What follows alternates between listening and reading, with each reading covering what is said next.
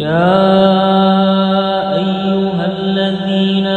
آمنوا هل أدلكم على تجارة تنجيكم من عذاب أليم تؤمنون بالله ورسوله وتجاهدون في سبيل الله بأموالكم وأنفسكم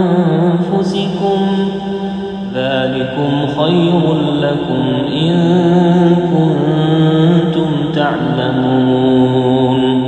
يغفر لكم ذنوبكم ويدخلكم جنات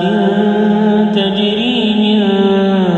تحتها الأنهار ومساكن طيبة في جنات عدن ذلك الفوز العظيم وأخرى تحبونها نصر من الله وفتح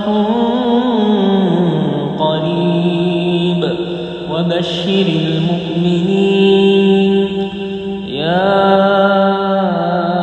أيها الذين آمنوا كونوا أنصار الله كما قال عيسى ابن مريم للحواريين من أنصاري إلى الله قال الحواريون نحن أنصار الله فآمنت طائفة